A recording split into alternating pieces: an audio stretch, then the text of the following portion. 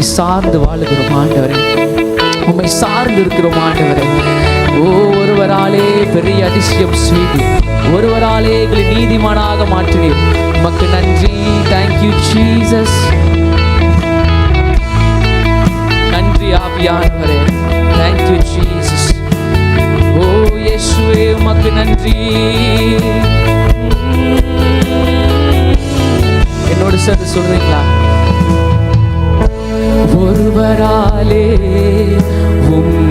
ஒருவர் மூலமாய் நான் நீதிமானாய் மாற்றப்பட்டேனே இயேசுவே. ஒருவராலே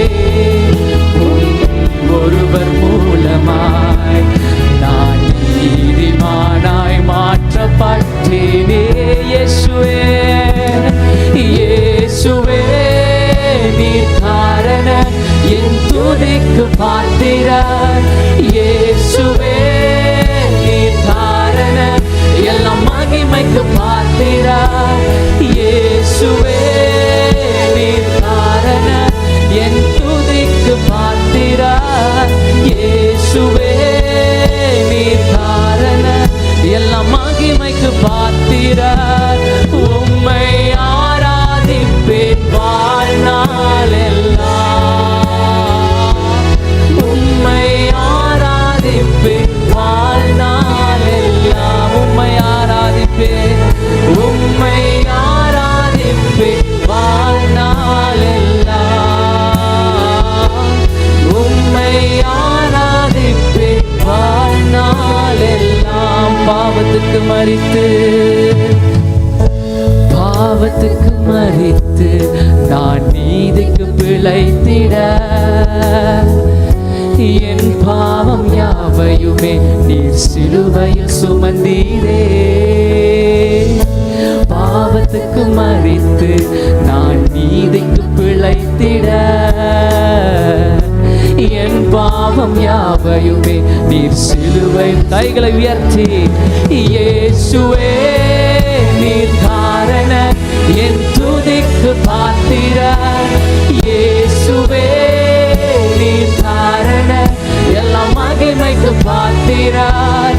இயேசுவே நீர் காரண என் துதிக்கு பாத்திரர். இயேசுவே நீர் காரண எல்லாம் மகிமைக்கு பாத்திரர். உம்மை ஆராதிப்பேன் வாழ்நாள் எல்லாம். உம்மை ஆராதிப்பேன் வாழ்நாள். உம்மை ஆராதிப்பேன்.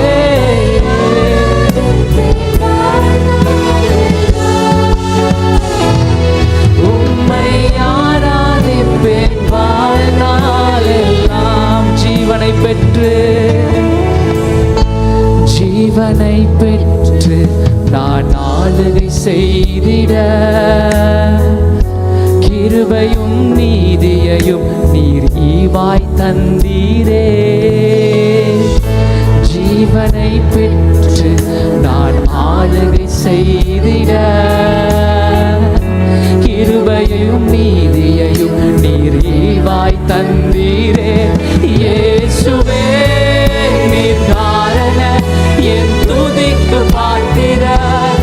இயேசுவே நீர் காரண எல்லாம் மகிமைக்கு. S Jesus.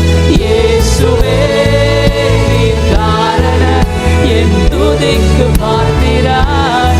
இயேசுவே நீர் காரண எல்லாம். உம்மை ஆராதிப்பேன், உம்மை ஆராதிப்பேன் வாழ்நாள் எல்லாம். உம்மை ஆராதிப்பேன் வாழ்நாள். உம்மை ஆராதிப்பேன், உம்மை ஆராதிப்பேன் வாழ்நாள் எல்லாம். உம்மை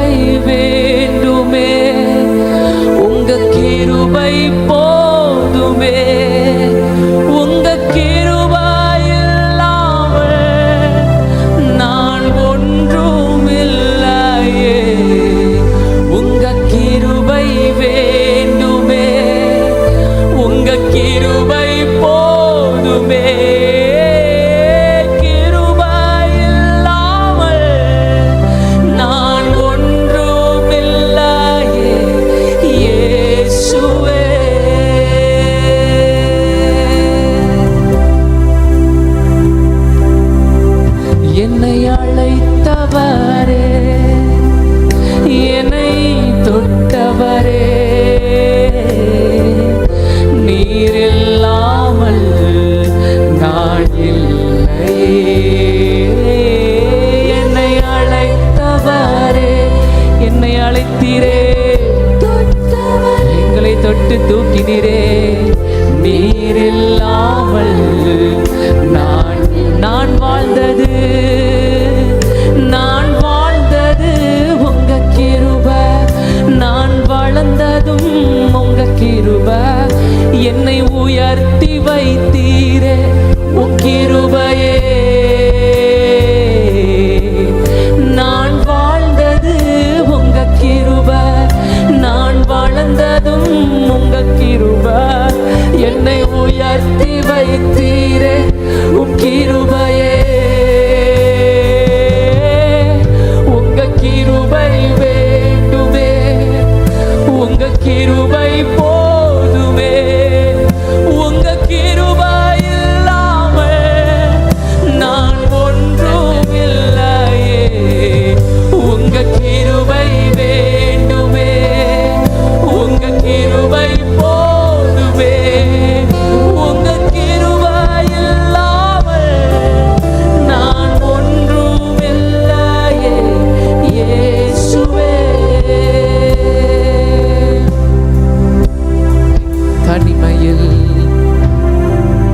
தனிமையில் அழுத போது தேற்றிட யாரோ இல்ல, தள்ளாடி நடந்த போது தாங்கிட யாரோ இல்ல.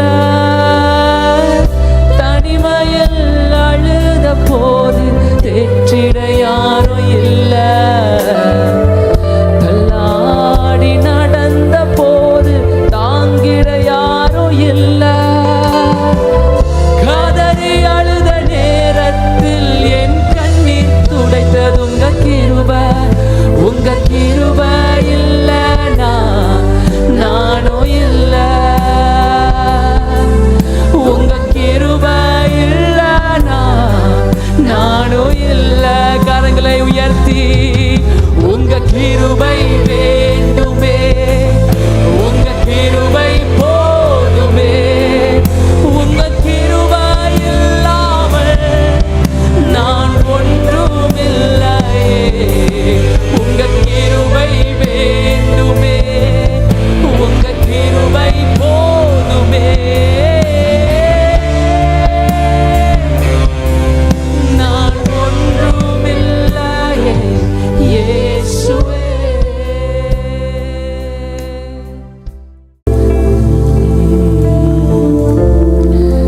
thank you Jesus.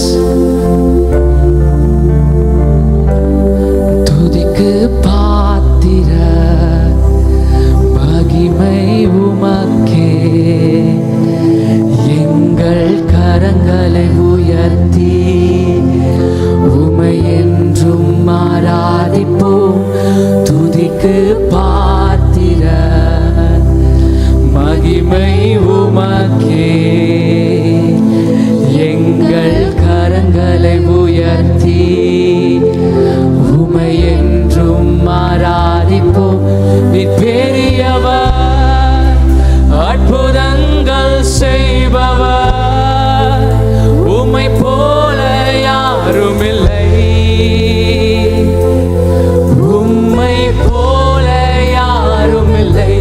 நீ பெரியவர், அற்புதங்கள் செய்பவர், உம்மை போல யாரும் இல்லை,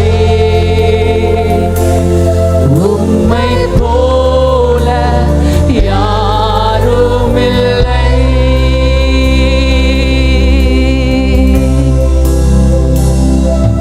துதிக்கு பாத்திர மகிமை உமக்கே, உம்மை உயர்த்துகிறோம்.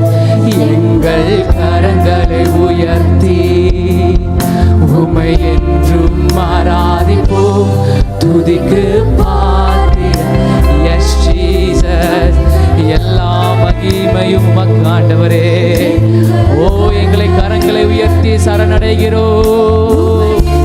நீர் பெரியவர், நீ பெரியவர், அற்புதங்கள் செய்பவர், உம்மை போல யாரும் இல்லை, உம்மை போல யாரும் இல்லை. நீ பெரியவர், அற்புதங்கள் செய்பவர், உம்மை போல யாரும் இல்லை. மறுபடியும் சொல்லுவோமா? உம்மை போல யாரும் இல்லை.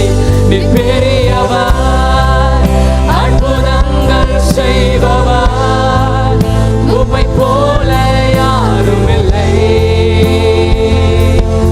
உம்மை போல யாரும் இல்லை.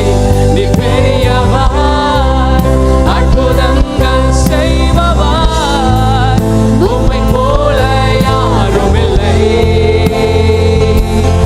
உம்மை போல யாரும் இல்லை.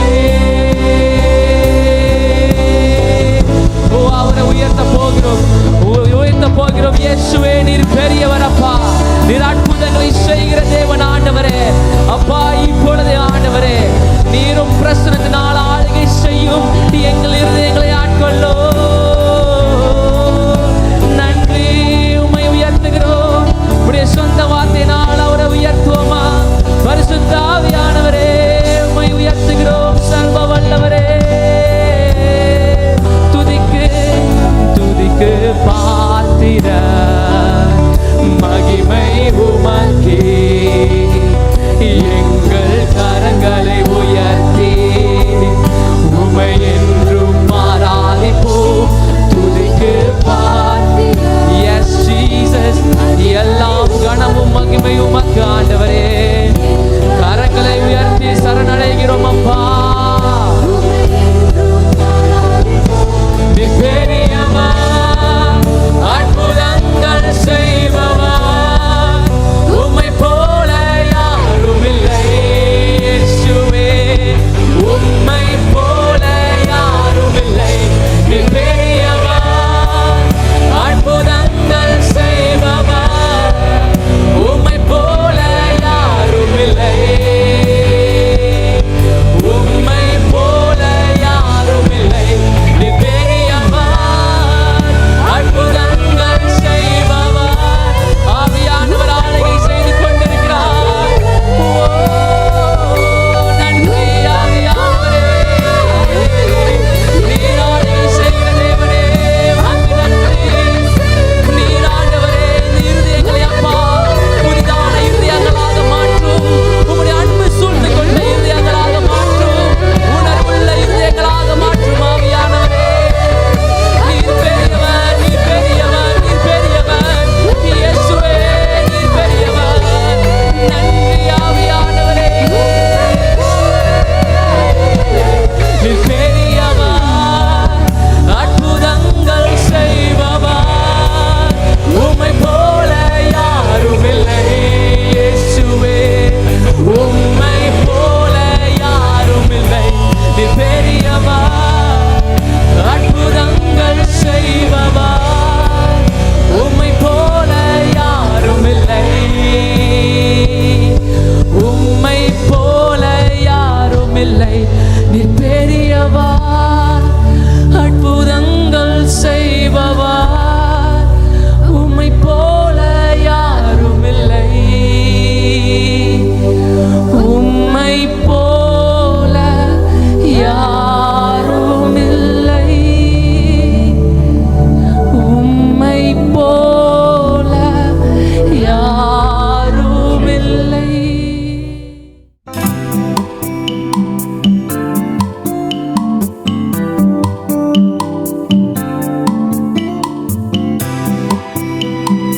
முதியோர்கள் இருக்கிறார்கள். நான் அதுக்காக கர்த்தரை ஸ்தோத்திரம் பண்ணுகிறேன். வாழ்க்கை என்பது பிறப்புக்கும் இறப்புக்கும் நடுவிலே உள்ளது. வாழ்க்கையிலே எப்போது பிறப்போம் என்று நமக்கு தெரியாது. ஆண்டவருடைய நிமித்தமாக பிறக்கின்றோம். அதே போல் எப்போ நாம் மரிப்போம் என்று நமக்கு தெரியாது. இந்த 2 நாள் நமக்கு தெரியாத ஒரு நாளாக இருக்கின்றது. தேவன் அறிவார். ஹல்லேலூயா. நாம் யாவரும் ஒரு நோக்கத்தோடு பிறந்திருக்கிறோம். எத்தனை பேர் நீங்கள் பிறந்ததை குறித்து சந்தோஷப்படுகிறீங்க? என கர்த்தர் சந்தோஷப்படுகிறார். அதே வேளையில் அன்பானவர்களே, இந்த பூமியிலே நம்முடைய வாழ்க்கை எவ்வளோ நாள் என்று கொஞ்சம் நீங்கள் சிந்தித்து பார்க்க வேண்டும். ஆனால் வேதாகம் சங்கீதம் 90:10 சொல்லப்பட்டிருக்கிறது, ஒரு மனிதனுடைய ஆயுசு நாட்கள் 70.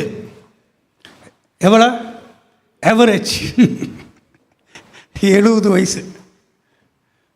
அப்போ 70 வயசு அந்த காலத்தில், மோசே காலத்திலே ஆண்டவர் 70 வயசு மோசே அதை சொல்கிறார்.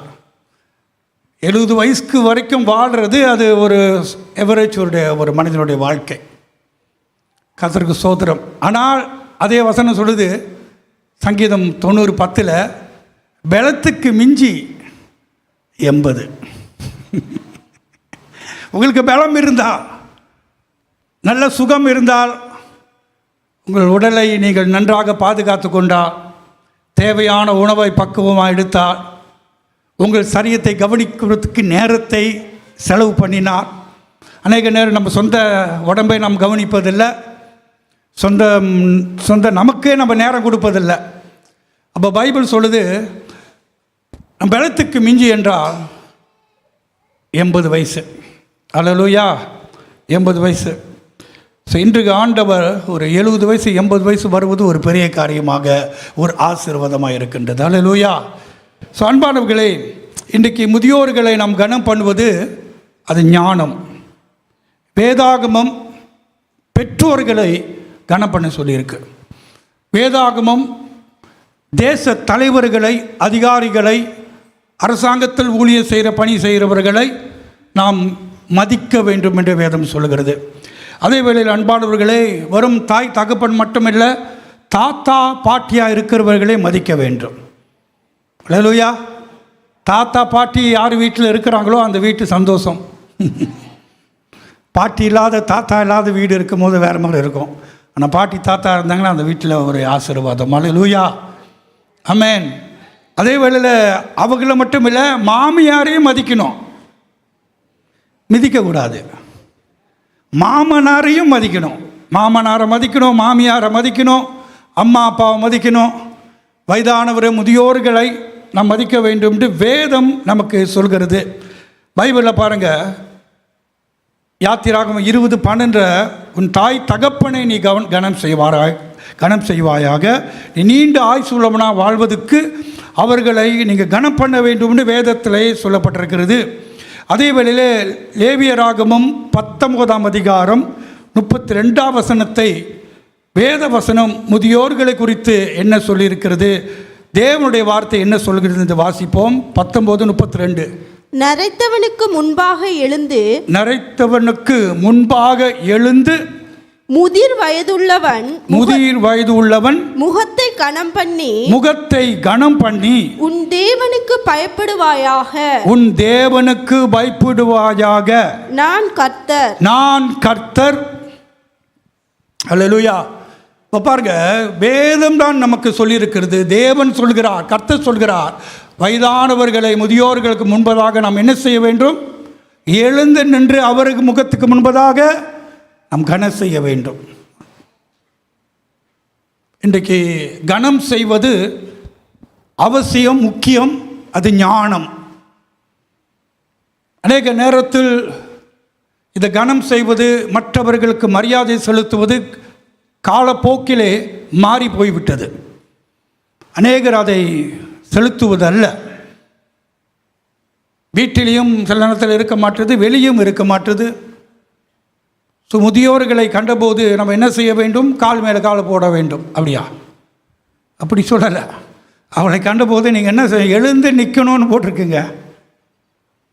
வேதம் சொல்லுது. அப்படி அதே என்ன அர்த்தம் என்றால், சரீர பிரகாரம் மட்டுமில்லை, அவர்களுக்கு கொடுக்க வேண்டிய கனத்தையும் மரியாதையை நாம் கொடுக்க வேண்டும். இது வேதம் நமக்கு போதிக்கிற ஒரு காரியம். இது கர்த்தர் சொல்லியிருக்கிறார். நான் கர்த்தர் என்று சொல்கிறார். பாருங்கப்பா, ஆண்டவருடைய வார்த்தை அவ்விதமாக சொல்கிறது. அவர்கள் முன்பதாக நாம் எழுந்து நிற்க வேண்டும். நீதிமொழிகள் 16:31 முதியோர்களை குறித்து என்ன சொல்லி இருக்கிறது வேத வசனம்? நீதியின் வழியில் உண்டாகும் நரைமயிரானது மகிமையான கிரீடம். இது குறித்து நான் ஏற்கனவே ஒரு தடவை பிரசங்கித்திருக்கிறேன். அப்போ ஒரு தலைமயிர் வெள்ளையாக இருந்தால் அது அவர்களுக்கு கிரீடம் என்று சொல்லப்பட்டிருக்கு. என்ன கிரீடம்? நல்ல வாழ்க்கையை செய்தவர்கள். ஆமீன் சொல்ல மாட்டீங்க? அவனை நல்ல வாழ்க்கை செய்து வந்தார்கள், அது கிரீடம் அவங்களுக்கு. நல்ல அனுபவத்தை நிறைஞ்சவர்கள், அது அவங்களுக்கு கிரீடம். வாழ்க்கையில கஷ்டம் நஷ்டம் துன்பம் எல்லாத்தையும் அனுபவிச்சு வந்தவர்கள், அது அவங்களுக்கு கிரீடம். வாழ்க்கையில கனி தந்து விட்டார்கள், பிள்ளை பேர பிள்ளையெல்லாம் பார்த்துட்டாங்க. அல்லேலூயா. அவர்கள் பேசுவது ஆலோசனை கொடுப்பதெல்லாம் நமக்கு ஒரு கிரீடம் போல. இன்றைக்கி நம்முடைய தகப்பன், நம்முடைய தாய், நம்முடைய தாத்தா பாட்டி அவர்கள் பிள்ளைகளுக்கு எப்படி சிந்திக்க வேண்டும் என்று கற்றுக் கொடுக்கிறார்கள். நீ எப்படி சிந்திக்க வேண்டும், எப்படி யோசிக்க வேண்டும், எப்படி காரியங்களை செய்ய வேண்டும் என்று அவர்களுடைய அனுபவத்து மித்தமாக நமக்கு சொல்லிக் கொடுக்கிறார்கள். வயதான காலத்தில் ஏதாவது சொல்லுவாங்க, ஏதாவது கற்றுக் கொடுப்பாங்க. ஏன்னா அவங்களுடைய அனுபவம் எல்லாம் சில நேரத்தில் நம்மளுடைய வயசாக இருக்கும். 20 வயசு இருக்கும், 30 வயசு இருக்கும், அதெல்லாம் அவங்களுக்கு அனுபவம். அப்போ அது கிரீடம் என்று சொல்லும்போது அன்பானவர்களே, அவருடைய வாழ்க்கையில் அவங்க கடந்து வந்த பாதைகள், அவரை கடந்து வந்த அனுபவங்கள், அவரை கடந்து வந்த பலவிதமான வாழ்க்கையின் கனிகளை பார்க்கும்போது அது அவங்களுக்கு கிரீடமாக இருக்கின்றது. அப்போ இன்றைக்கு நாம் முதியோர்களை கனம் செய்வது நாம் தேவனை கனம் பண்ணுகிறோம். இப்போ முதியோர்களை நாம் கனம் செய்யும் போது தேவனுக்கு நாம் செய்ய வேண்டிய ஒரு கடமையாக இருக்கிறது. அது கடவுள் நமக்கு கொடுத்த ஒரு பெரிதான கட்டளை. அதனால் இன்றைக்கு சீனியர் சிட்டிசனை வந்து இந்த உலகத்தில் அவங்க இதை நாளாக வச்சுருக்காங்க. எப்போ சொல்லுங்கள்? தெரியுமா எப்போன்னு? 21ஆம் தேதி. ஆனால் நம்ம அதெல்லாம் மறந்துட்டோம். பேரண்ட்ஸ் டே அல்ல ஃபாதர்ஸ் டே, மதர்ஸ் டே நினைக்கிறோம். ஆனால் முதியோர்கள் அப்படி பொதுவாக இந்த உலகத்தில் ஒரு விசேஷமான நாளை வைத்திருக்கிறாங்க. ஏன் அந்த மாதிரி வச்சாங்க? நான் ஆஸ்திரேலியாவில் இருக்கும் போது அங்கே ஒரு டேட் வந்துச்சு, ஃபர்கிவ்னஸ் டேஸ், மன்னிப்பு நாள். அந்த நாட்டில் ஒரு நாளை வச்சுருந்தாங்க, மன்னிக்கும் நாள். ஏன்னா மனுஷன் மன்னிக்கிறதுல மறந்துடுறான். அதனால் ஒரு நாளை ஞாபகப்படுத்தி மன்னிக்கணும்பா ஒருத்தருக்கு ஒரு நாளை வச்சு செலிப்ரேஷனாக வச்சுருக்கிறாங்க.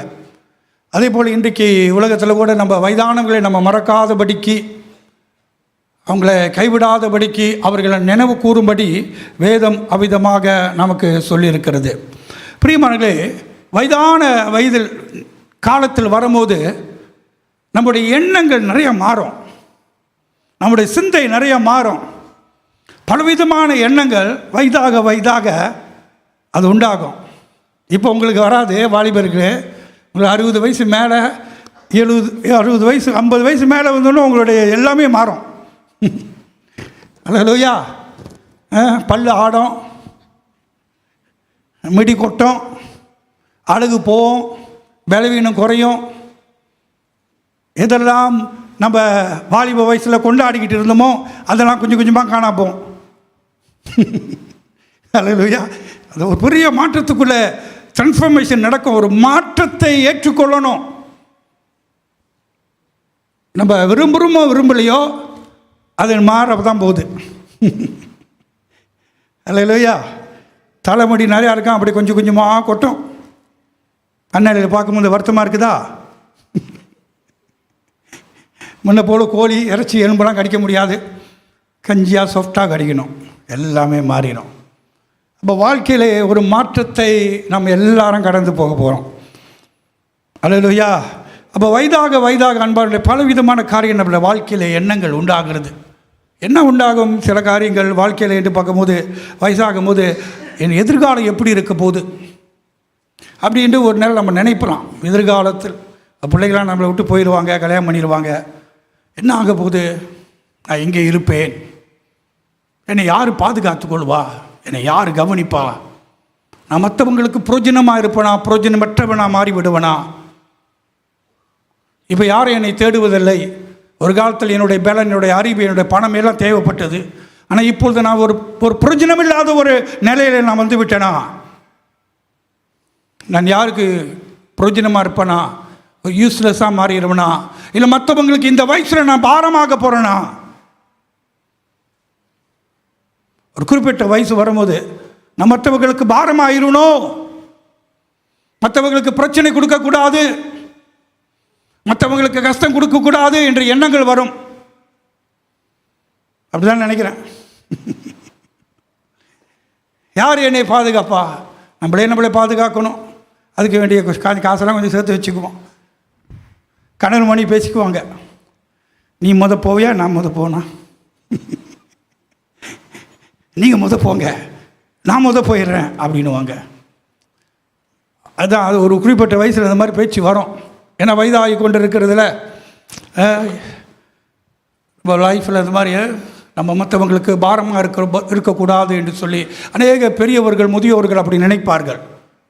வயசான காலத்தில் கூட மற்றவங்களுக்கு பாரமான இருக்கக்கூடாது என்று சொல்லி அவர்கள் வாழ்க்கையில் இப்படிப்பட்ட எண்ணங்களை யோசிப்பார்கள்.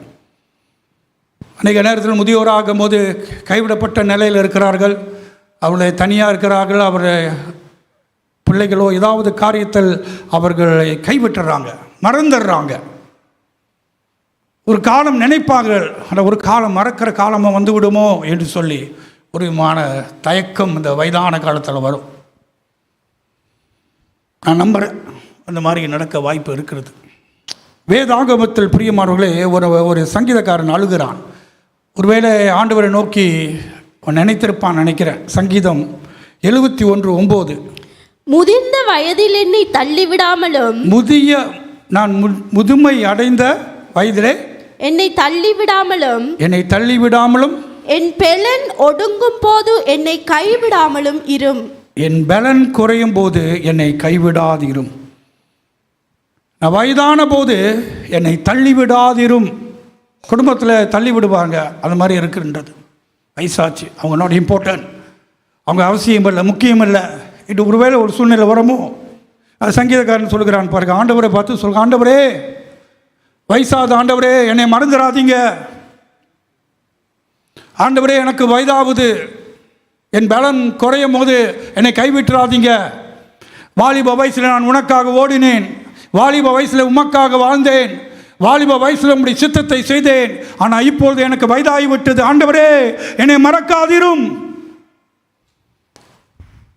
மனிதன் மறக்கலாம், ஆனால் கடவுளை மறப்பாரோ? இது தாவீதுடைய கண்ணீர். அழுகிறான், ஆண்டவரே, என் பலன் குன்றி போகிறது, எல்லாரும் என்னை தள்ளிவிட்டுறார்களோ, நீர் என்னை தள்ளிவிடாதீரும். எல்லாரும் ஒருவேளை என்னை மறந்து விடுவார்களோ என்று சொல்லி இங்கே சங்கீதக்காரன் தாவீது அவள் சொல்கிறார், நீர் என்னை மறக்காதீரும். அல்லேலூயா. உங்கள் ஆண்டவர் மறந்துடுவாரோ? மறக்கவே மாட்டார். மனிதன் தள்ளிவிட்டாலும் ஆண்டவர் உங்களை ஒரு போதும் தள்ளியே விட மாட்டார். இவர்களுக்கு மட்டுமல்ல, நான் ஒவ்வொரு பிள்ளைகளுக்கும் சொல்கிறேன், நீங்கள் கர்த்தருடைய வழியிலே நீங்கள் நடப்பீர் என்றால் முதியோர் வயதிலும் கர்த்தர் உங்களை பாதுகாப்பார். நீங்கள் பயப்பட தேவையில்லை, கலங்க தேவையில்லை. உங்களை காப்பவர் உறங்குவதும் இல்லை, தூங்குவதும் இல்லை. வயதான காலத்திலும் ஆண்டவர் உங்களை பிச்சை கேட்க விட மாட்டார். ஒரு கரங்களை கர்த்தர் நிச்சயமாக ஆசீர்வதிப்பார். அல்லேலூயா, அல்லேலூயா. ஏசாயா 46:4 பாருங்கள். ஏசாயா 46:4. இன்றைக்கு அநேகர் இங்கே இருக்க பெரியவர்கள் பிள்ளைகளை சுமந்திருப்பீர்கள், பிள்ளைகளை நீங்கள் ஏங்கி தூக்கி வளர்த்திருப்பீர்கள். நீங்கள் தாத்தா பாட்டி அண்ணன் இன்னும் உங்கள் பிள்ளைகளை தூக்கி ஏங்கி தாங்கி இருந்திருப்பீர்கள். ஆனால் ஆண்டவர் உங்களுக்கு என்ன செய்வார் பாருங்க. உங்கள் முதிர் வயது வரைக்கும் நான் அப்படி செய்வேன். அப்படி செய்து நரை வயது மட்டும் நான் உங்களை தாங்குவேன். அல்லேலூயா, அல்லேலூயா. தேவன் வாக்கு பண்ணியிருக்கிறான், நான் உன்னை தாங்குவேன். அல்லேலூயா. அப்புறம் நான் அப்படி செய்து வந்தேன், இனிமேலும் நான் ஏந்துவேன். இனிமேலும் நான் உன்னை ஏந்துவேன். இப்போலாம் நீங்கள் பிள்ளைகளை சுமந்தீங்க, பேர பிள்ளைகளை சுமந்தீங்க, இப்போ ஆண்டவர் உங்களை சுமப்பார். அல்லேலூயா. நான் உன்னை ஏந்துவேன். பெரியவர்களே, தாய்மார்களே, முதியோர்களே, God carry you. கர்த்தர் உங்களை தூக்குறார், சுமந்திருக்கிறார். எவ்வளோ நல்ல ஆண்டவர் நமக்கு உண்டு. அல்லேலூயா. தனிமை வாட்டுதோ, எதிர்காலம் எப்படி இருக்க போகுதுன்னு நினைக்கிறீங்களா? எல்லாம் என்னை மறந்துடுவாங்களா, கை விட்டுருவாங்களா என்று அநேக வயதானவர்கள் நினைக்கக்கூடியவர்கள். பல நேரத்தில் ஊழிய பிரயாணத்தில் சில உலக மக்கள் கூட என்னை வந்து பார்த்துருக்காங்க. 60 வயசுக்கு மேலே வரும்போது என்னை சொல்லியிருக்காங்க, என்னை அனாதை இல்லத்தில் போய் விட முடியுமான்னு என்னை கேட்டிருக்காங்க. நான் கேட்டேன், அவங்க மனைவி பிள்ளைகளாம் எங்கே இருக்கிறாங்க? அவங்களாம் ஒரு கட்சி ஆகிட்டாங்க. என்ன பிள்ளையும் அம்மாவும் ஒரு கட்சி ஆகிடுவாங்க, அப்பா அது அனாதை ஆயிடுவார். அந்த மாதிரிலாம் இருக்கின்றது. 2 பேர் என்னை பார்க்கும்போது சொன்னாங்க, என்னை ஹோமில் கொண்டு விடுங்க. என் மகனும் மனைவியும் என் வீட்டை விற்று காசு எடுத்துக்கிட்டாங்க, என்னை ரோட்டில் விட்டுட்டாங்கன்னா இப்படிலாம் சொல்லியிருக்காங்க. நான் அதெல்லாம் பார்க்கும்போது ரொம்ப ஜாக்கிரதையாக இருக்கேன். ஏன்னா 2 பேர் வயசானவங்க 60 வயசு என்னை வந்து பார்த்தாங்க. அந்த வயசிலும் ஹோமில் கொண்டு விடுங்கன்னு சொன்னாங்களே, ரொம்ப கஷ்டமாக இருந்தது. ஆனால் கர்த்தருக்கு ஸ்தோத்திரம், இன்றைக்கி அநேக பிள்ளைகள் உங்கள் அம்மா அப்பாவை நீங்கள் பாதுகாக்கிறீங்க. கர்த்தர் உங்களை ஆசீர்வதிப்பார்.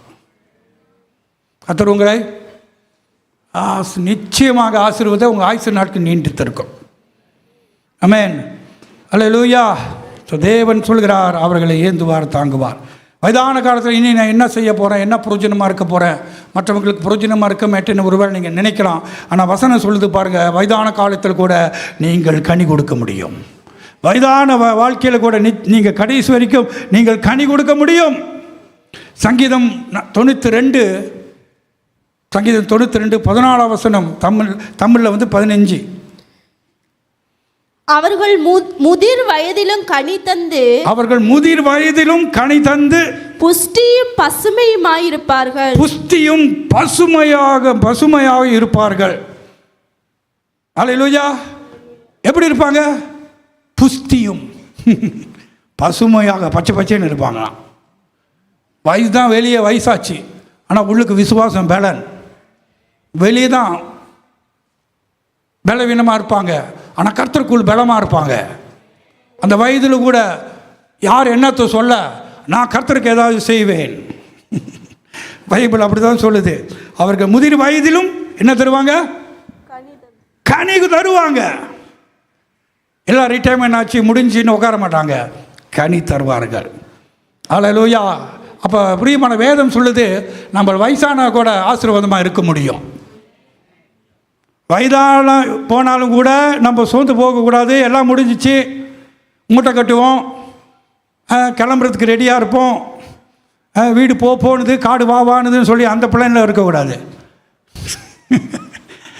நாம் என்ன செய்ய வேண்டும்? ஆண்டவருக்காக இந்த வயசிலும் நாம் நிச்சயமாக எழுந்து பிரகாசிக்க முடியும். அல்லேலூயா. ஏன்னா வேதம் சொல்லுது, நான் சொல்லலை. அவங்க முதியோர் வயதிலும் அவர்கள் கனித்தருவராக காணப்படுவார்கள். அவர்கள் சாட்சியாக இருக்க முடியும். அவர்கள் சபைக்காக ஜெபிக்க முடியும். அவர்கள் சபைக்கு கொடுக்க முடியும். அல்லேலூயா. சபையிலே அவர்களால் ஒரு சாட்சி உள்ள வாழ்க்கையாக இருப்பதே அது கனி தரும் வாழ்க்கை தான். அல்லேலூயா. இன்றைக்கு அவர்களெல்லாம் பார்க்கும்போது உங்களுக்கு என்ன தோணுது? அவர்களெல்லாம் பார்க்கும்போது உங்களுக்கு என்ன தோணுது? இந்த வயசு வரைக்கும் வருவனும் அப்படி தோணுதா? இந்த வயசு வரைக்கும் வருவனும். அவங்களாம் 50 வருஷம் திருமணம் செய்தவனும் உட்காந்துருக்காங்க. 70, 80, அதிக வயசு 84, 88. அம்மாவுக்கு, எங்கள் அம்மாவுக்கு வயசு 88, 88 வயசு எங்கள் அம்மாவுக்கு. 80 வயசு மேலே தான் கை தூக்குங்க. 80 வயசு மேலே. ஆமாம் ஆமாம். அங்கே ஒரு அம்மா இருக்கிறாங்க பார்த்தீங்களா? அவங்களே ஸ்டைலாக இருக்கிறாங்க, வெள்ளை முடி ஸ்டைலாக இருக்கிறாங்க பாருங்கள். உங்களை 80 வயசுங்க. அல்லேலூயா. அப்போ அவங்கள பார்க்கும்போது உங்களுக்கு என்ன தோணுது? இப்போ எந்திரிக்க முடியலப்பா சார், இந்த வயசில் இன்றைக்கி நிறைய பேர் எந்திரிக்க முடியல. கொஞ்சம் வேலை செஞ்சால் அப்படியே தொங்கி போயிடுது. வாலிப வயசில் இன்னும் கல்யாணம் கொண்டு பண்ணலை, அப்படியே இருக்குது. தூக்குக்குப்பா, இது தூக்க முடியல. ஆனால் அவர்களெல்லாம் வாழ்ந்த வாழ்க்கையை பார்க்கும்போது யோசிக்க வேண்டியதாக தான் இருக்குது. கர்த்தர் நம்ம இறக்க கட்டுவாராக. அல்லேலூயா. ஸோ இன்றைக்கு அவர்கள் முதி வயதிலும் கனி கொடுக்க முடியும் என்று வேதம் நமக்கு சொல்கிறது. அவர்களுடைய ஞானம், அவருடைய பலவிதமான காரியம் இன்றைக்கு அவர்கள் கர்த்தருடைய ஆலயத்திலே அவர்கள் கனித்தருகிறவர்களாய் காணப்படுவார். பைபிளில் ஒரு குட்டி சம்பவத்தை சொல்லி நம்ம இந்த நிகழ்ச்சிக்கு போகலான்னு இருக்கிறேன். பைபிள் ஒரு சம்பவம் இருக்குது. லூக்கா 2ஆம் அதிகாரம். லூக்கா 2ஆம் அதிகாரத்தில் 36 38 வரைக்கும் வசனத்தை வாசிக்க பார்ப்போம், கேட்போம். ஆசேருடைய கோத்திரத்தாலும் பானுவேலின் குமார்த்தியுமாகிய அன்னாள் எனும் ஒரு தீர்க்கதரிசி இருந்தாள். அவள் கன்னிப் பிராயத்தில் விவாகமான முதல் 7 வருஷம் புருஷனுடனே வாழ்ந்தவளும் அதிக வயது சென்றவளுமாயிருந்தாள். ஏறக்குறைய 84 வயதுள்ள அந்த விதவை தேவாலயத்தை விட்டு நீங்காமல் இரவும் பகலும் உபவாசித்து ஜெபம் பண்ணி ஆராதனை செய்து கொண்டிருந்தாள். அவளும் அந்நேரத்தில் வந்து நின்று கர்த்தரை புகழ்ந்து எருசலேமிலே மீட்புண்டாக காத்திருந்த யாவருக்கும் அவரை குறித்து பேசினாள். இந்த அருமையான தாய் 84 வயசு. இந்த அம்மாவை குறித்து அவங்க சின்ன வயசில் கல்யாணம் செய்து 7 வருஷம் தான் புருஷனோடு வாழ்ந்துருக்கிறாங்க. 7 நாள் தான், 7 வருஷம் தான். அன்னைக்குவோம் 7 வருஷம் தான் புருஷனோடு சந்தோஷமானது இருக்காங்க. பிள்ளை இருந்ததா இல்லையா எனக்கு தெரியல. 7 வருஷம் கொஞ்சம் சுருக்கமான ஒரு வாழ்க்கை தான். ஆனாலும் கூட அவர் 84 வயசு வரைக்கும் தனியாக விதவியாக வாழ்ந்ததை இந்த வேதத்திலே ஒரு நபரை காட்டுகிறது. இந்த அம்மாவுடைய வாழ்க்கையில் நீங்கள் ஒன்றொன்றாய் பார்த்தால் நீங்கள் பல காரியம் அவங்க வயதான காலத்திலே, அந்த முதியோர் வயதிலே அவங்க என்னென்னலாம் செய்தாங்கன்று வேதத்திலே ஒன்றாக அவர்களை சாட்சியாக எழுதியிருக்கிறது.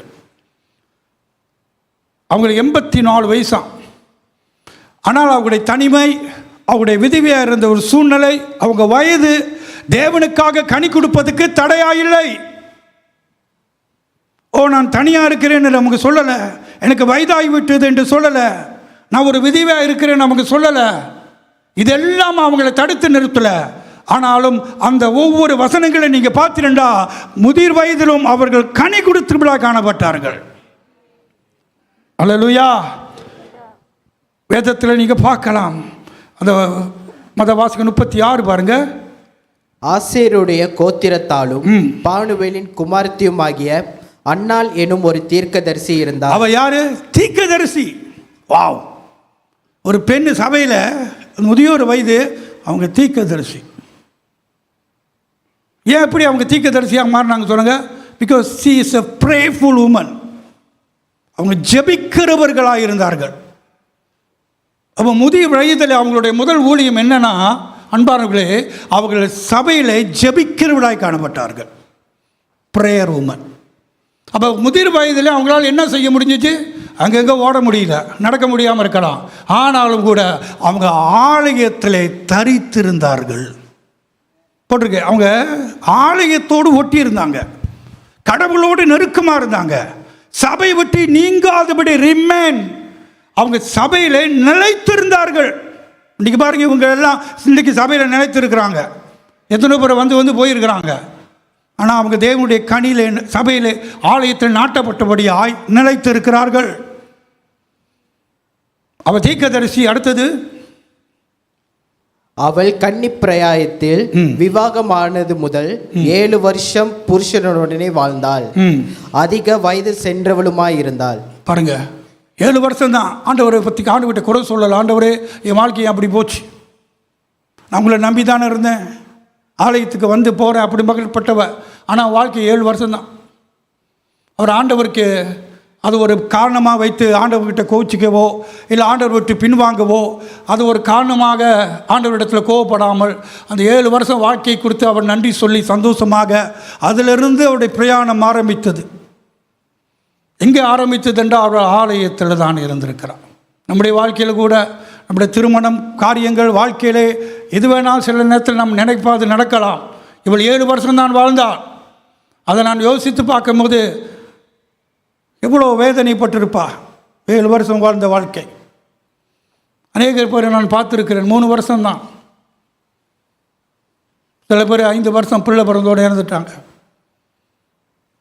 போன மாதத்தோடு சபையில் பிரசங்க பண்ணிக்கிட்டு கொண்டு இருக்கும் போது ஒரு 60 வயசு அம்மா என்னை இப்போ கை பிடிச்சி அழுந்தாங்க. நான் எப்போதும் எங்கே போனாலும் குடும்ப கதை செய்தியை கொடுப்பேன். எங்கே போனாலும் என்னோடய செய்தி வந்துடும். அப்போதான் அம்மா ரொம்ப அவங்க கணவரை மிஸ் பண்ணிட்டாங்க. ஆனால் எத்தனை வருஷம் வாழ்ந்தாங்க? 40 வருஷம் வாழ்ந்தாங்க. ஆனால் என்னை கையை பிடிச்சிட்டு அழுகுறாங்க, பாஸ்டர் எங்கள் வீட்டுக்கார் இப்போ தான் ஒரு வாரம் பண்ணுக்கு இறந்தார், அவன் நினைப்பாவே இருக்கிறது. அவங்க சொன்ன சாட்சி என்ன தெரியுமா? என் வீட்டுக்காரர் நல்லவருங்கன்னு சொன்னார். என் வீட்டுக்காரு ரொம்ப நல்லவர், அவர் எனக்கு ஒரு தீமையும் செய்ததில்லை. நான் தான் அவர்கிட்ட ஒரு தடவை ஏமாற்றிட்டேன், அவருக்கு தெரியாமல் என் பையனுக்கு காசு கொடுத்துட்டேன். அதை என்ன சொன்னாங்க. அதை சொல்ல கேட்டு அவர் இறந்துட்டார். ஆனால் அவர் என்கிட்ட உண்மையாக இருந்தார், அவர் ரொம்ப நல்லவர், என்னால் மறக்க முடியல பாச, அவர் நினைப்பாகவே வாழ்ந்து கொண்டு இருக்கிறேன், அவர் நினைப்பாகவே வாழ்ந்து கொண்டு இருக்கேன்னு அந்த அம்மா சொன்னாங்க. நான் ரொம்ப சந்தோஷப்பட்டேன். ஒரு நல்ல வாழ்க்கை ஒரு பெண்ணுக்கு தந்துட்டு போயிருக்கேன். நல்ல வாழ்க்கை தன் மனைவிக்கு தந்துட்டு போயிருக்கார். புருஷன் இல்லாட்டி கூட என் புருஷன் நல்லவர். ஹல்லேலூயா. நான் ஒரு தடவை இங்கே உட்காந்துட்டு இருக்கும் போது பல வருஷம் முன்னுக்கு ஒரு புதுசாக வந்தவங்க நினைக்கிறேன், அவங்க என்னை கைப்பிடிச்சி அவங்க என்னத்தம்மா சொன்னாங்க, பாச நான் இப்போ சந்தோஷமாக இருக்கிறேன், நான் கல்யாணம் பண்ண நேரத்தில் என் வீட்டுக்காரர் அயோக்கியன் அப்படின்னு சொன்னாங்க. இங்கே தான் சொன்னாங்க, இல்லையா எங்கள் வீட்டுக்காரர் கெட்டவர், இப்போ நான் சந்தோஷமாக இருக்கிறேன். வாழ்க்கை விதவிதமாக இருக்குது. வாழ்க்கை விதவிதமாக இருக்குது. சில வீட்டுக்காரர் அயோக்கியராக இருந்து மனைவி துன்பப்படுத்தி வேதனைப்படுத்தி கண்ணீர் வச்சு அவங்கள அடிமை போல நடத்தி வாழ்க்கையை நரகமாக்கிடுவாங்க சில வீட்டுக்கார மனைவி ராணி போல வாழ்க்கையை பரலோகமாக்கிடுவாங்க. ஸோ பல வித வாழ்க்கைகள் இந்த உலகத்திலே காணப்படுகிறது. இந்த விதவி பாருங்கள், 7 வருஷம் வாழ்ந்தால், ஆனாலும் கூட அந்த 7 வருஷம் வாழ்ந்ததிலே அவர் திருப்தி அடைந்து அடுத்தது ஆண்டவருக்காக வாழ ஆரம்பித்தார். அடுத்தது வாசிங்க.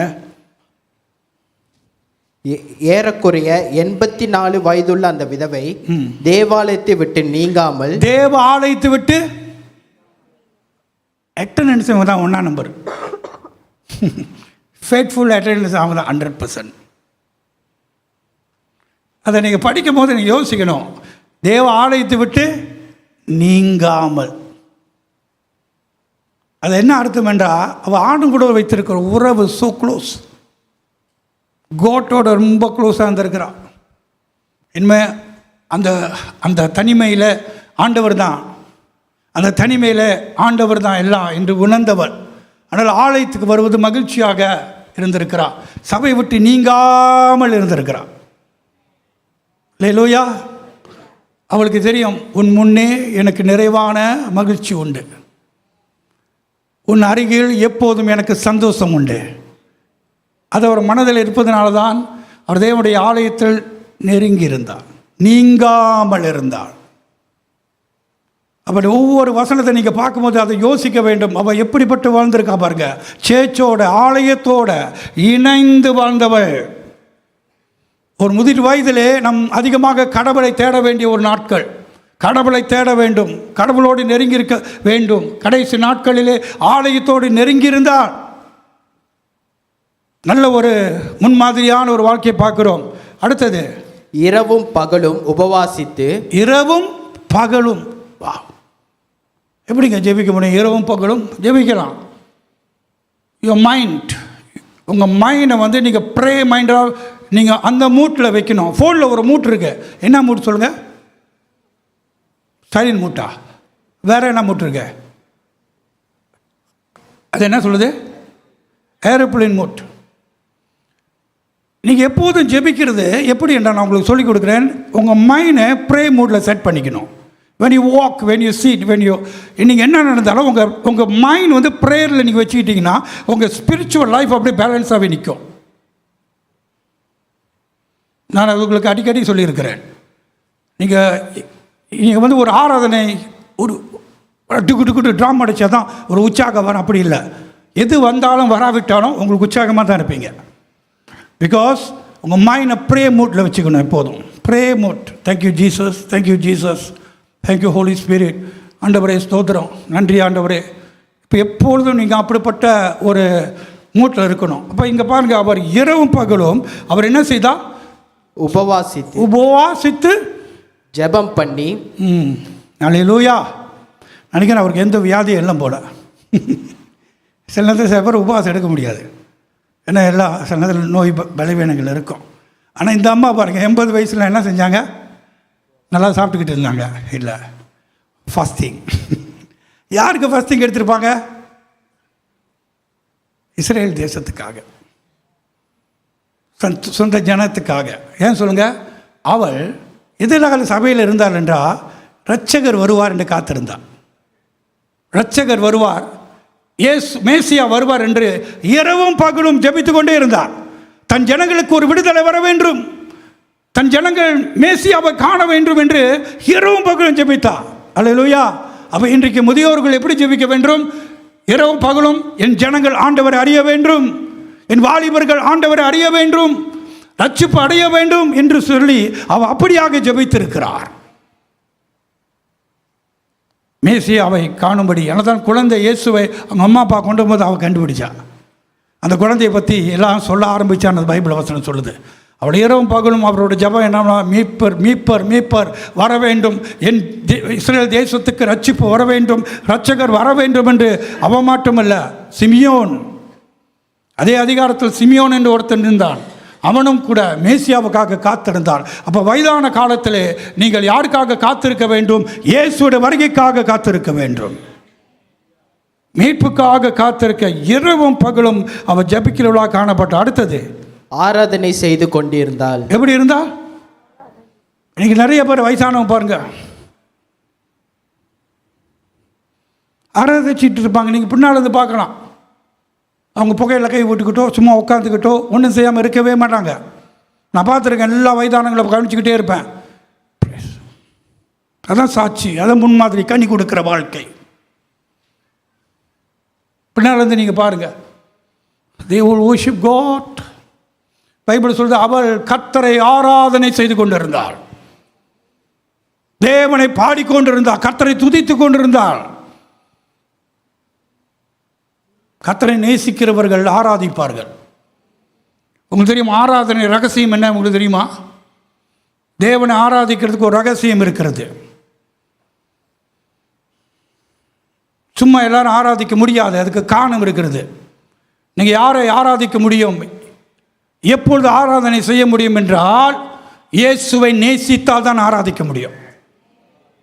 இயேசுவை நேசிக்காமல் ஆராதிக்க முடியாது. எந்த நபரை நீங்கள் நேசிக்கிறீங்களோ அவங்க ஏதாவது செய்வீங்க, அன்பு கூறுவீங்க, அன்பை வெளிப்படுத்துவீங்க, அன்பை செஞ்சு காட்டுவீங்க. ஏன்னா பிகாஸ் we love.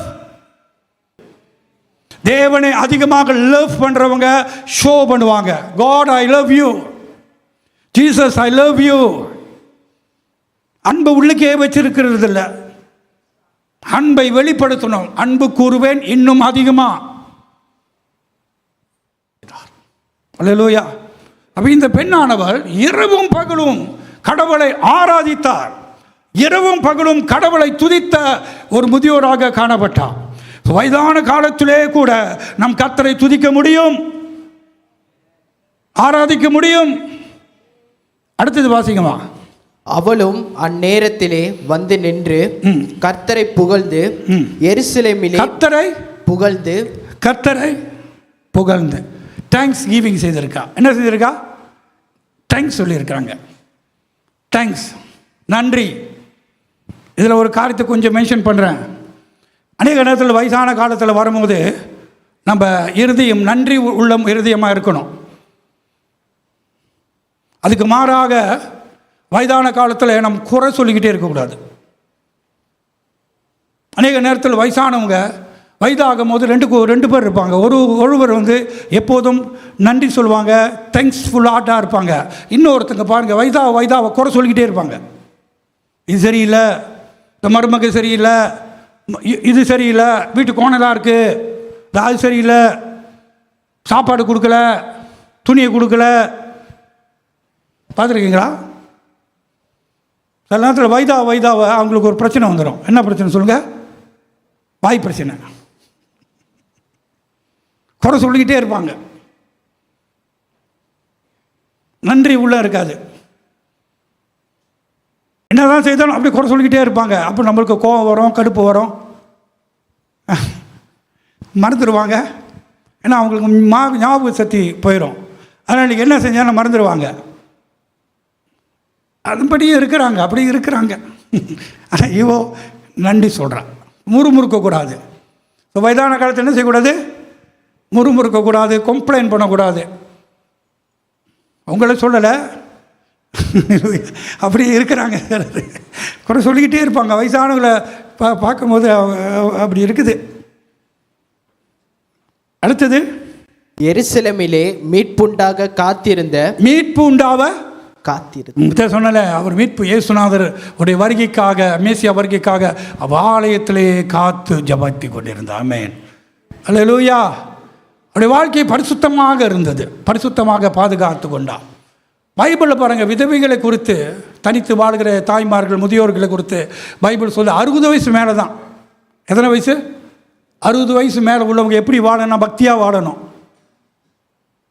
உலக பிரகாரம் வாழக்கூடாது. உலக பிரகார காரியத்தில் ரொம்ப ஈடுபாடாக இருக்கக்கூடாது.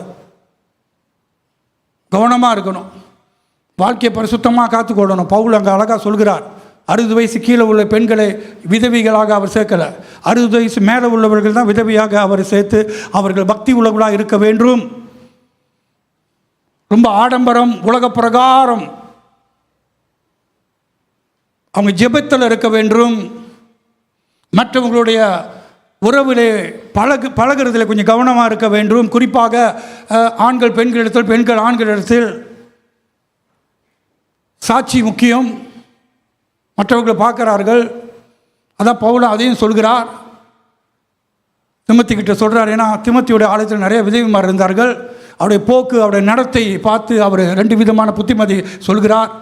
பிள்ளைகள் இருந்தால் விதவிமார்களை அவர்கள் பார்க்க வேண்டும், பிள்ளைகள் இல்லாவிட்டால் சபை பார்க்க வேண்டும் என்று சொல்கிறார். அப்படின்னா ரொம்ப ஆடம்பரமாக உலக பிரகாரம் வாழக்கூடாதுன்னு பைபிள் சொல்கிறது. அவங்க பக்தியாக இருக்கணும், ஜபத்தில் இருக்கணும். மற்ற வாலிப பெண்களுக்கு அவங்க சாட்சியாக இருக்கணும். அப்படிலாம் பைபிள் இருக்குது, பைபிளில் சொல்லப்பட்டிருக்கிறது. அது மட்டுமல்ல, அவர்கள் வீடு வீடாக கேள்விகள் வார்த்தைன்னு போட்டிருக்கு, பைபிள் போட்டிருக்கு. கேள்விகள் வீடு வீடாக போவாங்களாம். வீடு வீடாக போய் ஜெபம் பண்ண போகிறேன், அப்படியா? ஜெபம் பண்ண போது தான் ஆரம்பிப்பாங்க. அப்புறம் வேறு கதைலாம் வந்துடும். இப்போ பைபிள் எல்லாம் சொல்லப்பட்டிருக்கிறது. வீடு வீடாக போகிறது கூட அது கொஞ்சம் கவனமாக இருக்க வேண்டும். வயசானவங்க ஆம்பளைக்கு ரொம்ப போக மாட்டாங்க. ஆனால் பைபிள் சொல்லுது, நான் சொல்லலை. வீடு வீடாக போகிறதுல கவனமாக இருக்கணும். வீடு வீடாக நம்ம சென்று போய் கேள்விக்கு பேச்சோட கவனமாறு திமோத்திக்கிட்ட சொல்கிறாரு. அப்போ இங்கே ஒரு வயதான பாட்டி நமக்கு எல்லாம் ஒரு சாட்சியாக இருந்திருக்கிறாங்க. அவங்க சபையோடு ஒட்டி கொண்டு இருந்தாங்க, தேவனோடு ஒட்டி கொண்டு இருந்தாங்க. அவங்க ஜெபித்தாங்க, அவர்கள் உபவாசம் எடுத்தாங்க, கர்த்தரை துதித்தாங்க, ஆண்டவரை போற்றினாங்க. எவ்வளவோ காரியம் செய்திருக்கிறார்கள். அப்போ கனித்தரும் வாழ்க்கை முதியோர் வயதிலே நாம் செய்ய முடியும். ஸோ இந்த அன்பான தாய் அவள் சாட்சியாக வாழ்ந்திருக்கிறார். ஹல்லேலூயா. ஸோ இன்றைக்கு வந்திருக்கிற நம்ம மத்தியில் இருக்கிற ஆசீர்வாதமான இவங்க யார்? Senior citizen.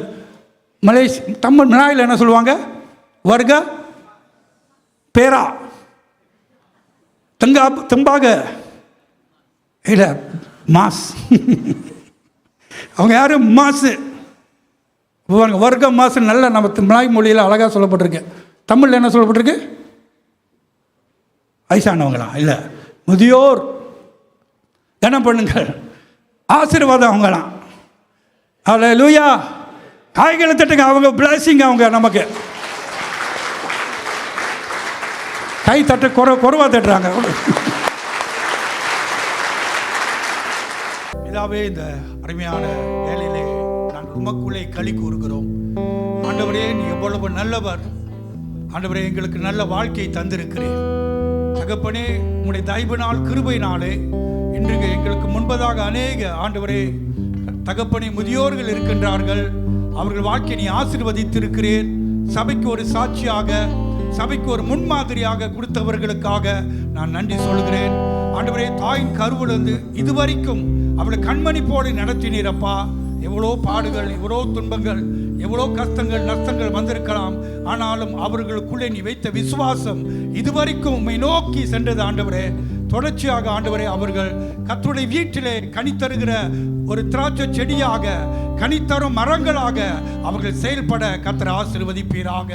ஆண்டவரே, தொடர்ந்து உம்முடைய கரத்திலே யாவரையும் ஒப்பு கொடுக்கிறேன். நல்ல சுகத்தையும் சமாதானத்தையும் அவர்களுக்கு தருவீராக.